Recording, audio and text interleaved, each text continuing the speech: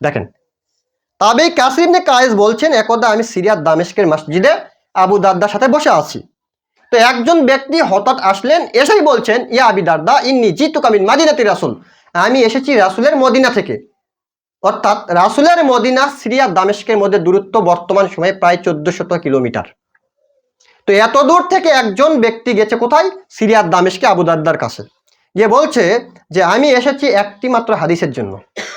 এই 1400-1500 কিলোমিটার রাস্তা অতিবাহিত করে ওই সময়ে গেছে পায়ে হেঁটে বা ঘোড়ায় চড়ে একটি হাদিসের জন্য। আজকে আপনারা কয়টা হাদিস শুনেছেন? কমসে কম 10-12টা হাদিসের অনুবাদ করেছি। আর ও গেছে কয়টা হাদিসের জন্য? একটি হাদিসের জন্য। হাদিসটি কি? মান সলাকা তারিকান ইয়াতলু ফি ইলমান সাহাল্লাহু তারিকান মিন তুরিকিল জান্নাহ।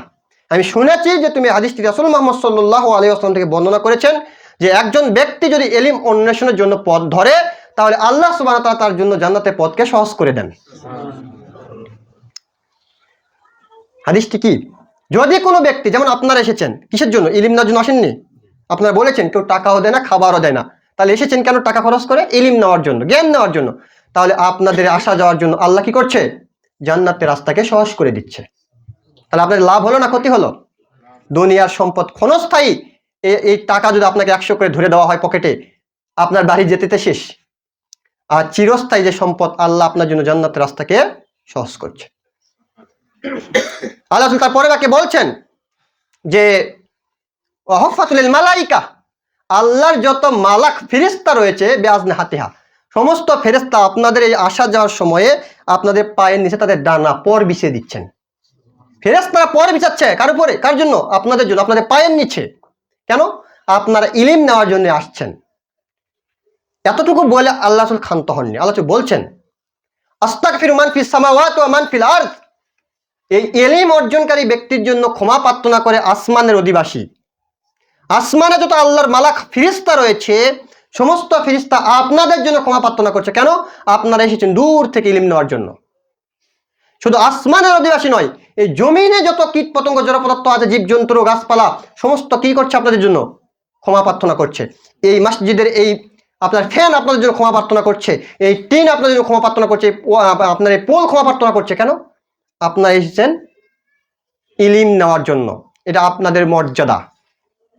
শুধু তাই নয়, দেখেন আল্লাহ রাসূল বলছেন ফাজলুল আলিম আলাল আবেদ কাফাজলাল কামারে লাইলাতুল বাদরে সাওয়াল কাওয়াকিব। একজন ইলম অর্জনকারী ব্যক্তির মর্যাদা একজন আবেদ ব্যক্তির উপরে, যিনি আসেনি, যিনি ইলম চর্চা করে না, এই ব্যক্তির উপরে 15 দিনের চন্দ্র যেমন সমস্ত তারকার মাঝে উজ্জ্বল ঝকঝকে দীপ্তিমান, তেমনি একজন ইলম অর্জনকারী ব্যক্তির মর্যাদা আবেদ ব্যক্তির উপরে ওই রকম উজ্জ্বল ঝকঝকে দীপ্তিমান। কথা বুঝতে পারেননি?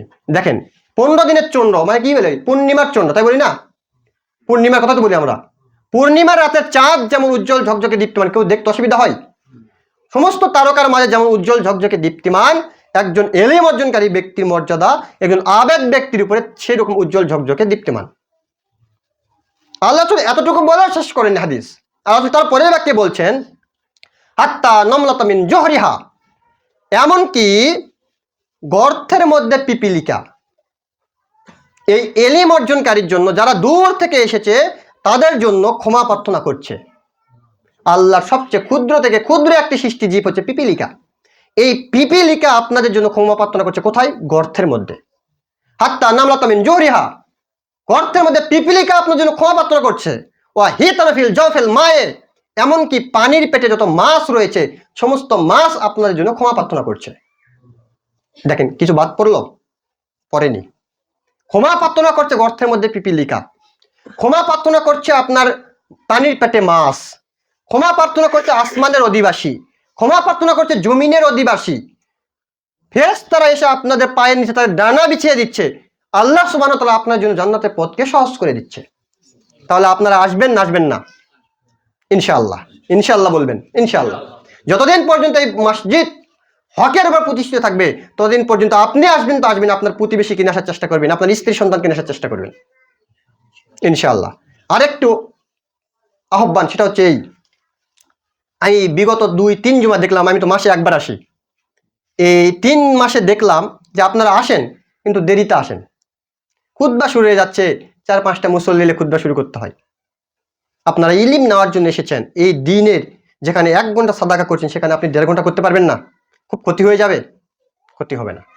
আপনারা অন্তত 12টা 5-এর মধ্যে আসার চেষ্টা করবেন, 5 থেকে 10-এর মধ্যে আসার চেষ্টা করবেন। আমি দোয়া করি আল্লাহ যেন আপনাদেরকে ইহকালে এবং পরকালে মুক্ত করেন। আমি দোয়া করছি আল্লাহ যেন আপনাদেরকে এই কাজের বদলতে জান্নাতুল ফিরদাউসে মেহমান হিসেবে কবুল করে নেয়।